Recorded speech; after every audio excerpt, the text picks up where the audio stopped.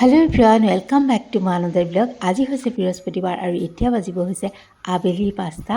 এয়া যোৱাকালি আবেলি ৰিয়া আৰু মই গৈছিলোঁ ওচৰতে থকা গোয়েংকালৈ এবিচিত থকা আৰু বলক তাই বোলে তাতে কিবা দুটামান কিনে মানে ক্লাছ কৰিবৰ কাৰণে যিহেতু যাবৰ হ'লেই সেইকাৰণে এয়া গ'লোঁ। বলকচোন অকণ অকণকৈ দেখাই থাকোঁ। কুৰ্তি চাম আৰু কুৰ্তি চাওঁতে মোৰ দেখুৱাই নহ'লে সদায় পাহৰোঁ, ভিডিঅ' কৰিম বুলিয়ে গৈছিলোঁ। এয়া কিনি মেলি ল'লোঁ, তাৰপিছতে এয়া আহি গ'লোঁ। বিশেষ নাই, দুই এটা বস্তু তাইক যিহেতু লাগে আৰু তলৰ ছেকশ্যনতো আমি জেন্সৰ দুই এটা বস্তু কিনিলোঁ। তাৰপিছতে এয়া আহিলোঁ ঘৰলৈ বুলি। বৰ বেছি সময় নাই কৰা, যিহেতু বতৰটো বৰ বেয়া আছিলে, কেতিয়া বৰষুণ আহি যায় ঠিকনা নাই আৰু সেইকাৰণে লৰালৰিকৈ আহি ঘৰ পালোঁ। এয়া হৈছে আজি ৰাতিপুৱা। ব'লক আজিৰ দিনটো আৰম্ভ কৰোঁ। এওঁ ওলাইছে ৰাতিপুৱাতে গুৱাহাটীৰ বাহিৰলৈ বুলি। সেয়া মই অকণমান সোনকালেই সেইকাৰণে গা পা ধুই আজৰি হৈ গ'লোঁ, যিহেতু এওঁক ভাত পানী খুৱাই পঠিয়াওঁ আৰু লগতে গোঁসাই কামখিনিও হৈ যায়। এয়া আজিৰ দিনটো গ'লোঁ, তেনেহ'লে আৰম্ভ কৰি দিওঁ। আজি একদম এটা চিম্পুল ব্লগ, যিহেতু মই আজি নাখাওঁ, বৃহস্পতিবাৰ ফাষ্টিং মোৰ। কি কৰোঁ কি নকৰোঁ অকণ অকণ তথাপিতো আপোনালোকৰ ওচৰলৈ লৈ আহিছোঁ, যিহেতু নাহিলে মোৰো মনটো বেয়া লাগি থাকে আৰু আজি বিশেষভাৱে একো নবনায়ো, যিহেতু নিজে নাখাওঁ। ব'লকচোন তথাপিতো অকণ অকণকৈ দেখাই যাওঁ আজিৰ দিনটো। এয়া ৰিয়া যাবলৈ ওলাইছে, যদি গৈ আছে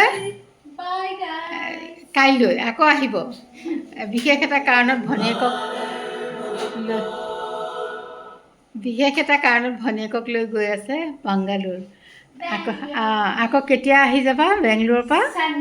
ছানডে আহি যাবা। আকৌ কেতিয়া যাবা? টিউজডে। এয়া আৰু এইবাৰ আহিলোঁ মাক কল দিবলৈ। ব'লকচোন অকণমান দেখাই দিওঁ মাকো।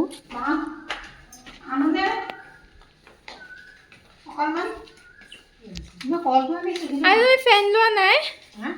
ফেন হাও ইমান গৰম কিয় লোৱা নাই?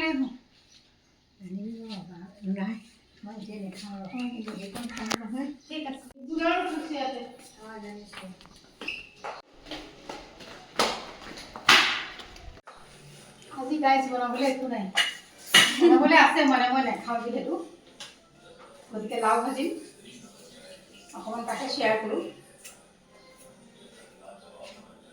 লাওডোখৰ কাটি ল'ম এতিয়া ধুনীয়াকৈ।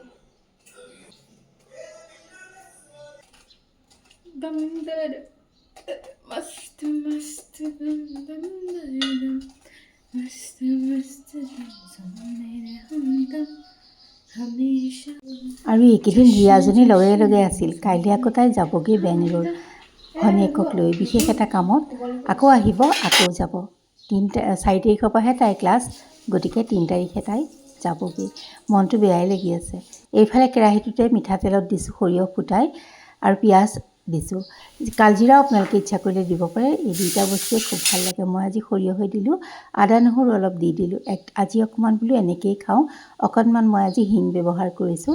এই ভাজিখনত হিং অকণ দিলে খুব ভাল লাগে খাবলৈ, আপোনালোকে ট্ৰাই কৰিব পাৰে। নৰসিংহৰ পাতো দিছোঁ দেই। এনেকৈ লাও ভাজিলে খুব ধুনীয়া লাগে। জলকীয়াও ফালি ফালি দিব লাগে, পিছে মই জলকীয়া আজি ব্যৱহাৰ কৰা নাই।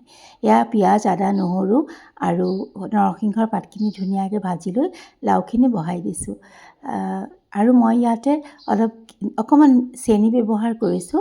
এনেকৈ দি চাবচোন, লাওত ভাজিত চেনি অকণ খুব ভাল লাগে। অকণমান দিছোঁ নিমখ হালধি আৰু সোৱাদ অনুসৰি দিছোঁ নিমখ, জিৰা ধনিয়া পাউডাৰ, ইমানেই।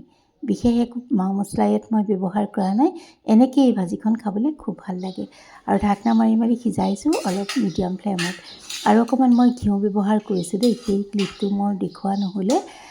একেবাৰে শেষত মই অকণমান ঘিউ দি দিছোঁ আৰু বাছ, একদম সাধাৰণ ভাজি, কিন্তু খাবলৈ বহুত ভাল লাগে।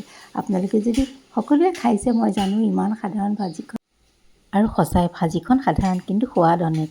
কেতিয়াবা নিৰামিষ ভাতৰ লগত এনেকৈও ভাল লাগে আৰু লাওৰ লগত বিলাহী দিটো ভাল লাগেই, কিন্তু এনেকৈও ঠাণ্ডা বতৰত খাই বহুত মজা লাগে। আপোনালোকে যদি খোৱা নাই ট্ৰাই কৰিব। আৰু অকণমান দেখাই দিলোঁ, সেইকাৰণেই সাধাৰণ বুলি আকৌ নাহাঁহিব। তেন্তে আজিলৈ আহোঁ।